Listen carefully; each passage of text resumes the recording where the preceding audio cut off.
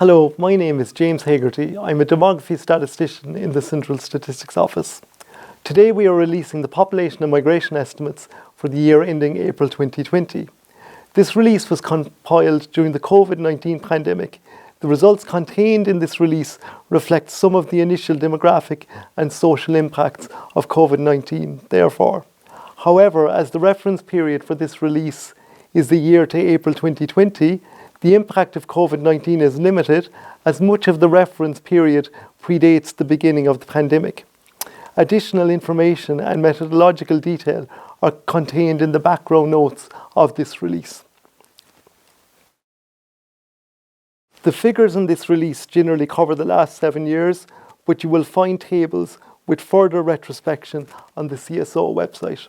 So starting with the main results. Inward migration in the 12 months to April 2020 is estimated to have decreased to 85,400 from 88,600 the previous year. Outward migration increased over the same period to 56,500 from 54,900.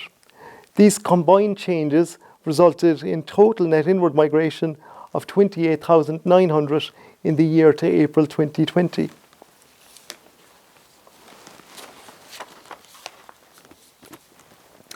Natural increase, which is the increase of births over deaths, over the same period was 27,100.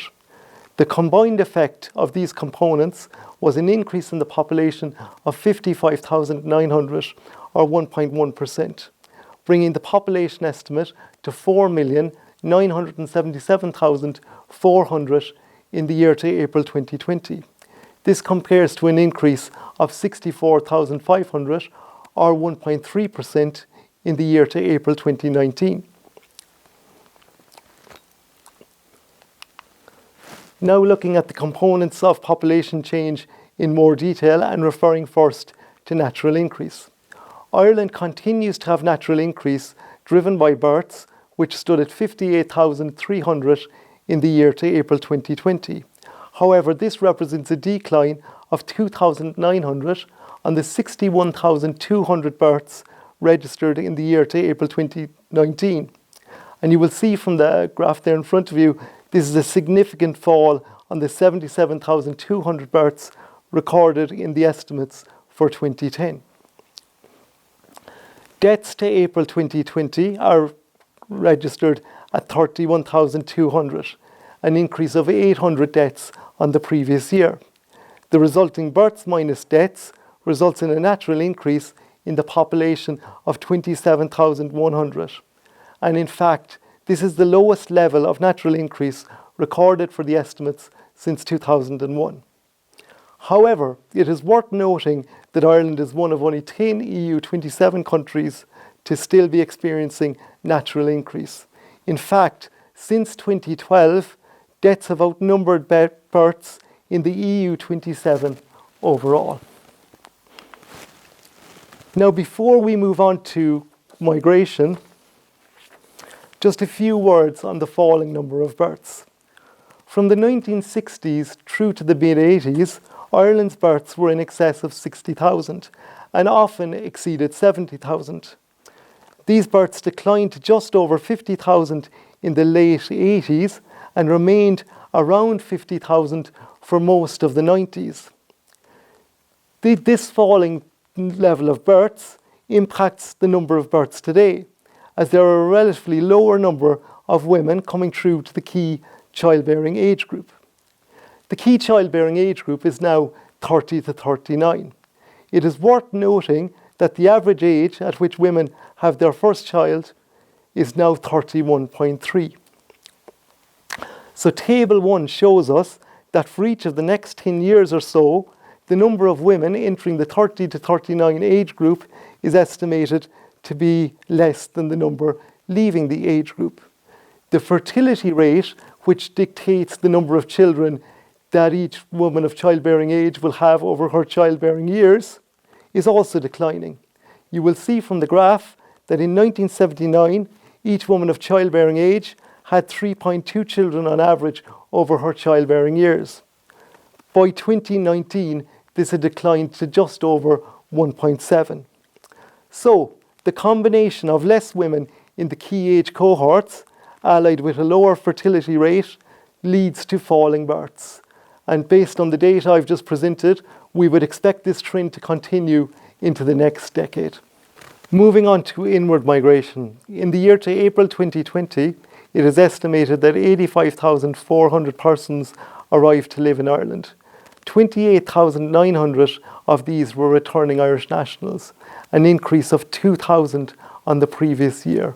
And in fact, this is the highest number of returning Irish nationals recorded in the estimates since 2007.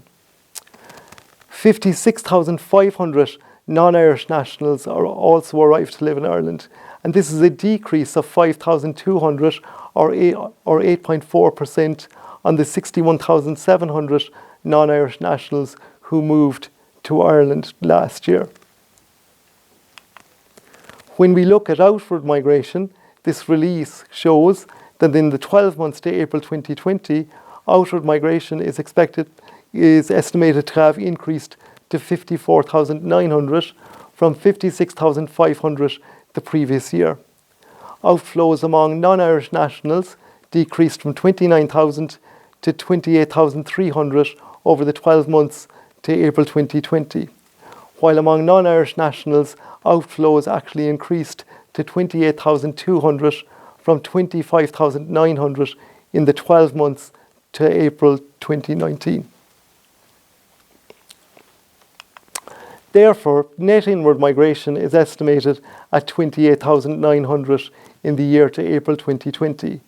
This is a decrease of 4,800 or 14.2% on the 33,700 recorded in the year to April 2019. Irish nationals experienced net inward migration of 500 in 2020. And this is actually only the second time since 2010 that Irish nationals have recorded net inward migration.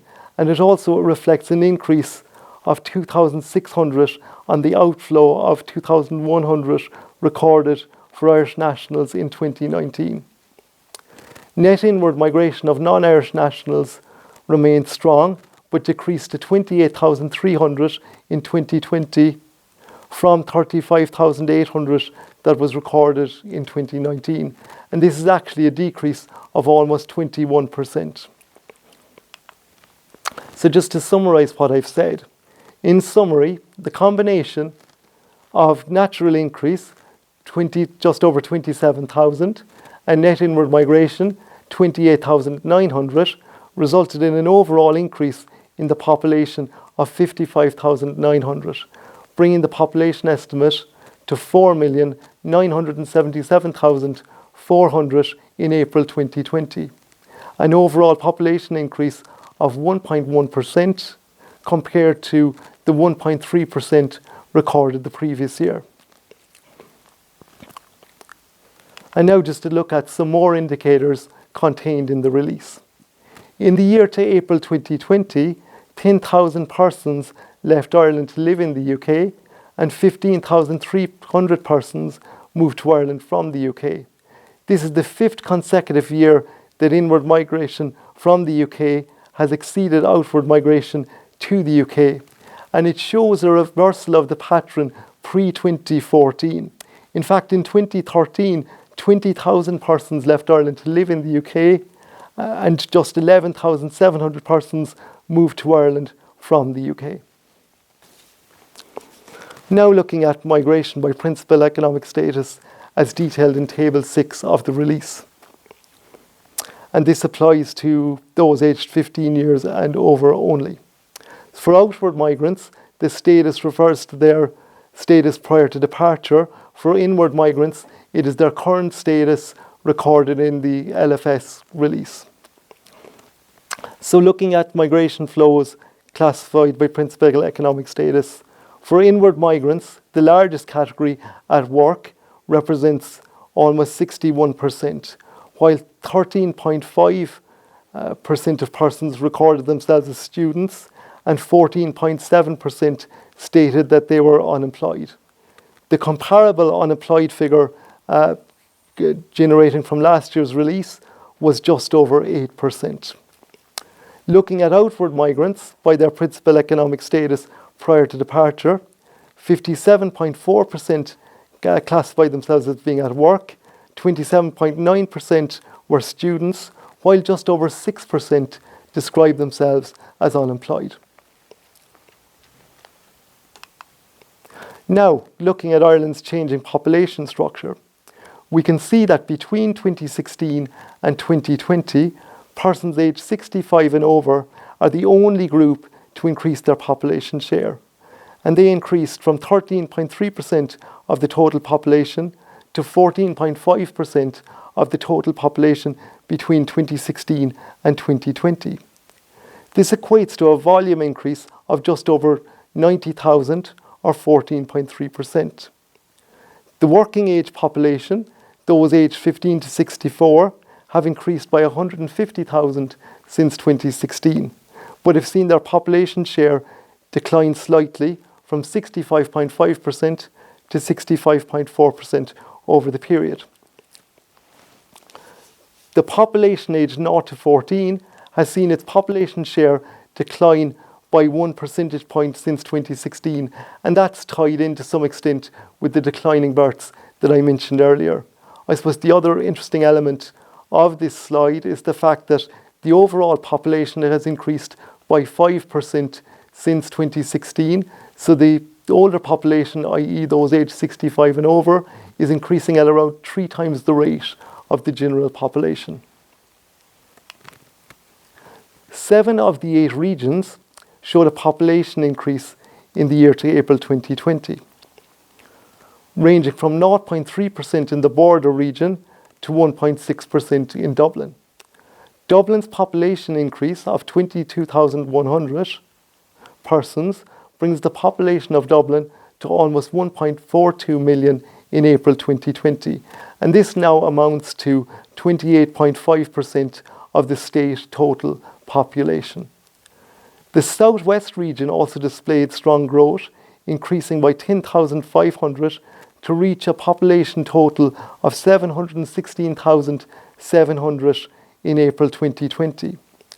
The Midland region was the only region to experience a population decrease over the year and showed a slight decline of 900, decreasing from 304,900 to 304,000, and this equates to a population decrease of 0.3%.